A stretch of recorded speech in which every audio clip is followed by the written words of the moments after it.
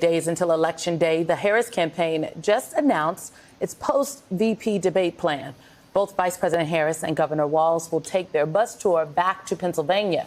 You can expect manufacturing and the economy to be priorities for those events. And just yesterday, Harris visited a border town in Arizona to address what she called the nation's broken immigration system.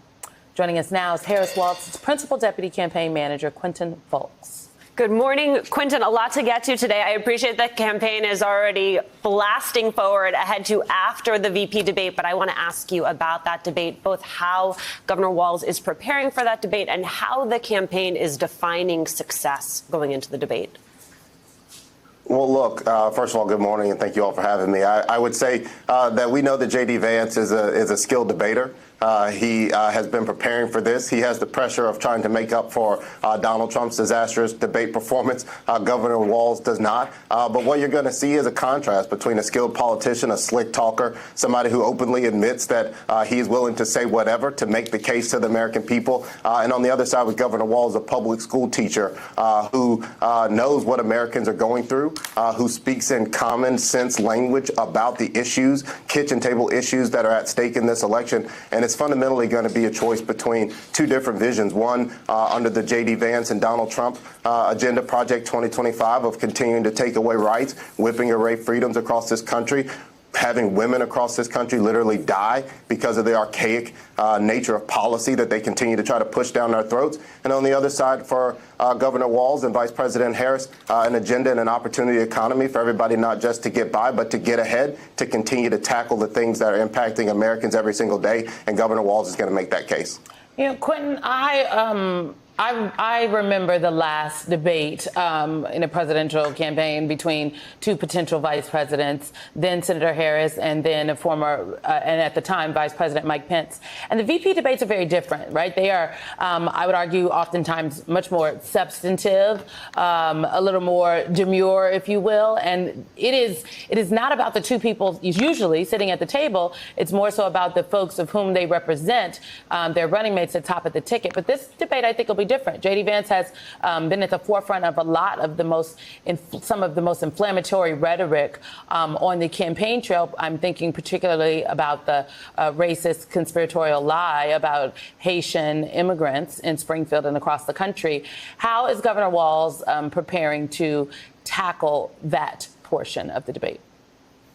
Look, I think these vice presidential debates are important because, again, God forbid anything happens to either candidate at the top of the ticket. These are the individuals who would have to step up. And J.D. Vance has proven just how dangerous he is, just how erratic, out of touch he is. It's hard to top Donald Trump when it comes to that category of things, but J.D. Vance seemingly does it every time he opens his mouth. And Governor Walz is going to continue to communicate and focus on introducing himself to the American people, while at the same time talking about Vice President Harris's vision for this country and putting it in stark contrast with the plans of Donald Trump and J.D. Vance. But J.D. Vance can't help himself. He continues to stand down on or stand behind the erratic behaviors of Donald Trump, while at the same time trying to hide the fact that literally before he became Donald Trump's partner, he was one of his harshest critics. And so I hope that on the debate stage, he's asked about his past comments of Donald Trump and why now suddenly the policy positions are okay. And he's even willing to go further. And so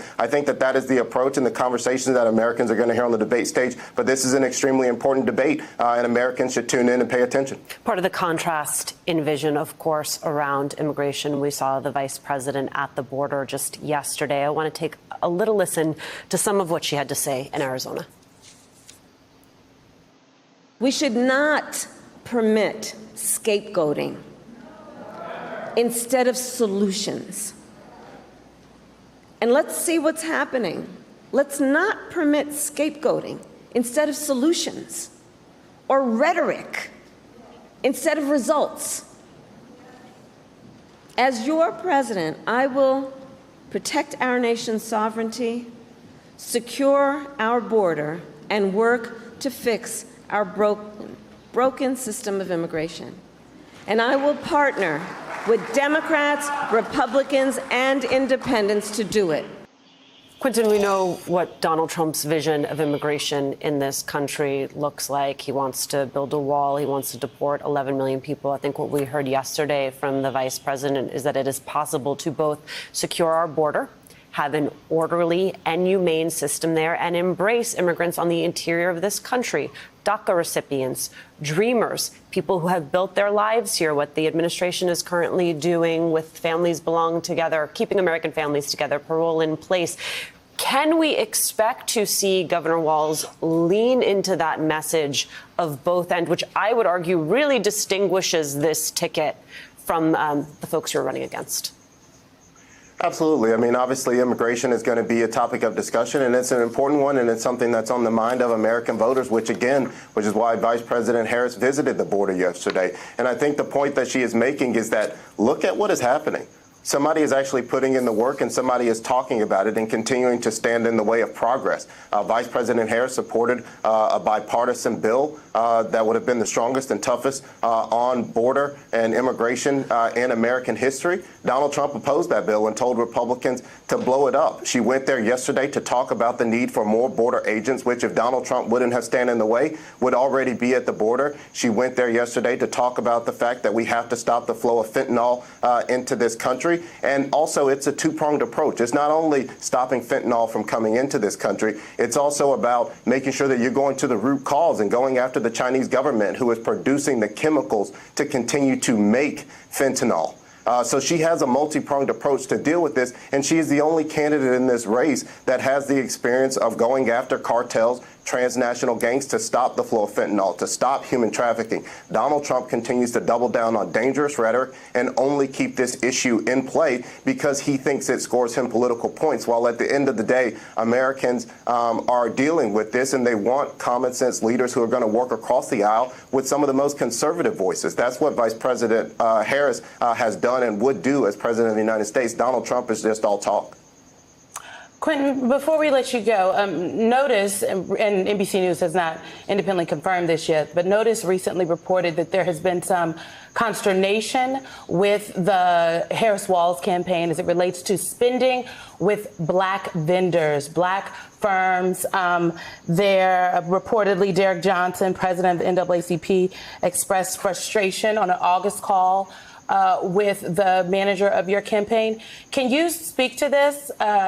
These frustrations, I mean, people are saying in these articles and in strategists that I've talked to that there is a concern that black voters are critical to this election, yet black vendors are not being a key part of telling their stories, and the money, the record money that has been being brought in is not equitably being spent. Yeah, well, thank you for letting me address this question. I mean, President Johnson had that conversation with me directly. Look, obviously, African-American voters are extremely important. There's no way that we can win this election, get to 270 electoral votes, win any state without turning out African-American voters and also persuading them. We saw a mass consolidation of African-American voters to Vice President Harris when she became the top of the ticket, but that is by no means that we take those voters for granted. And so we have been working to make sure that we are putting more resources into black-owned media outlets to tell the message to black voters. We have black vendors on our campaign who are creating the content that we are pushing out. Obviously, we have to do more.